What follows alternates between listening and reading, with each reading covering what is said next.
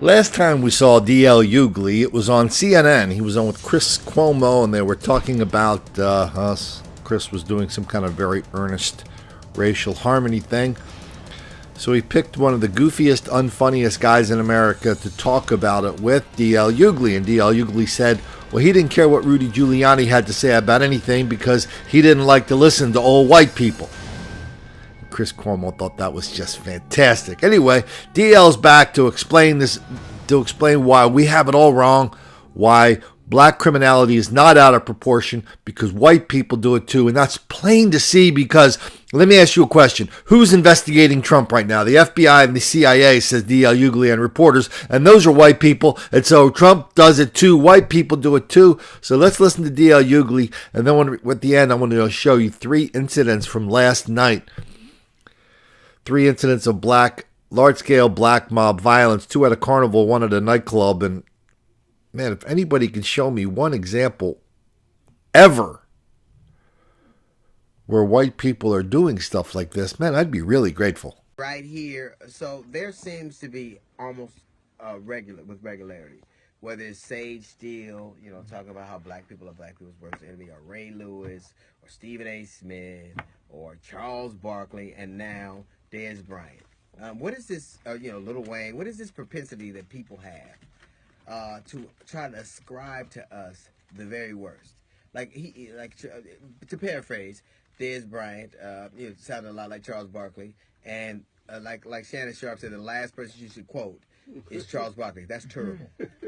I mean, if you're a spokesperson, you're supposed to know how to spoke. I mean, I get that I can't speak, but I didn't get a 4-year scholarship. So, but they are always quick to point out how black people only do this to black people. Black people are the only people that do this, and black people are black people's worst enemy. I would submit to you this. Trump is being investigated by the FBI and the CIA, and the media is always on his case. I bet you those people look a lot like Trump. So he would say, those white people on me. When Putin kills a bunch of Russians, they Russians, ain't they? His political enemies are Russians, aren't they? When in Syria, when he has a problem, Assad has a problem, a conflict, has a conflict with who? Syrians. You know what that's about? Proximity.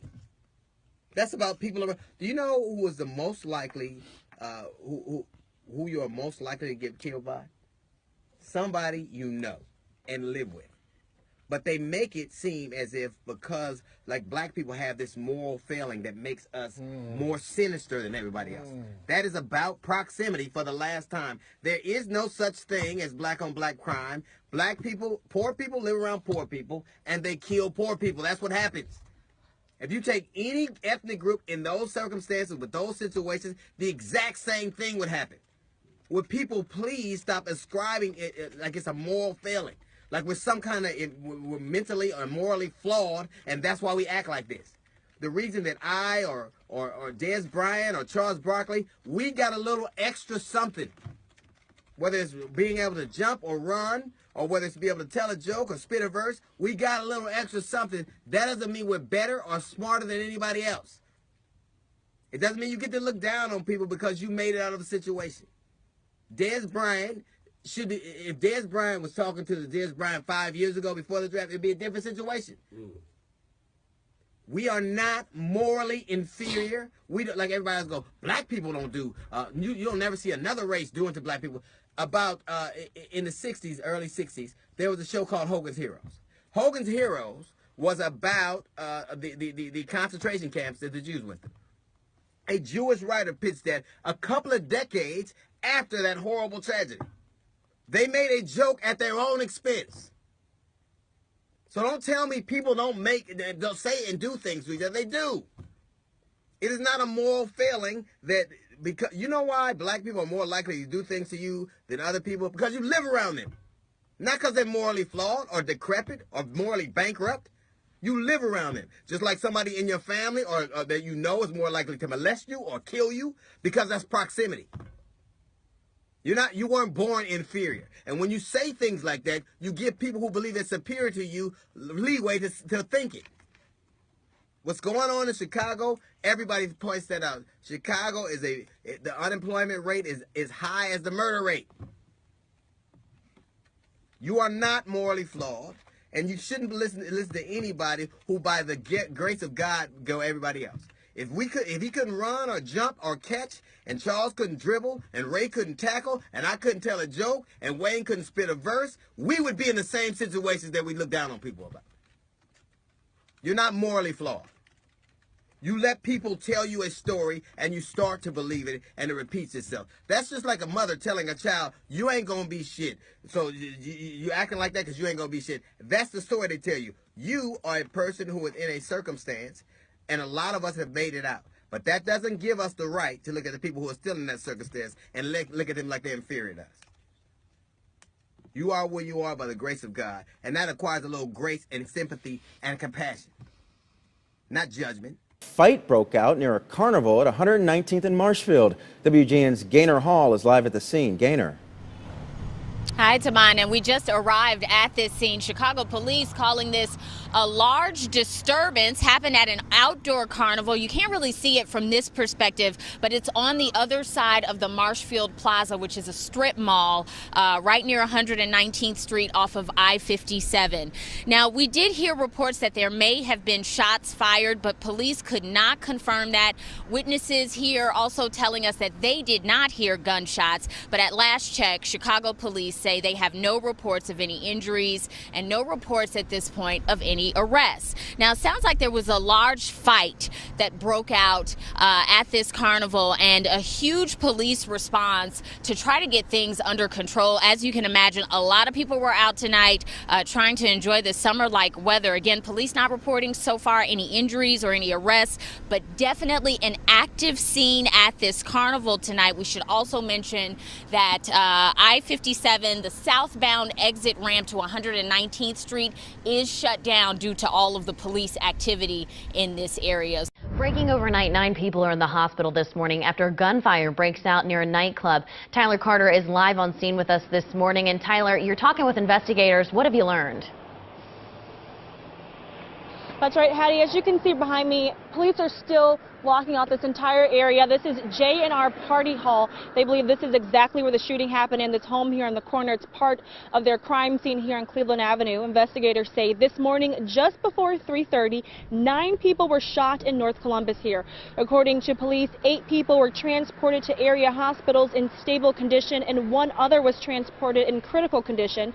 Detectives say some were taken to the hospital by medics, others transported themselves.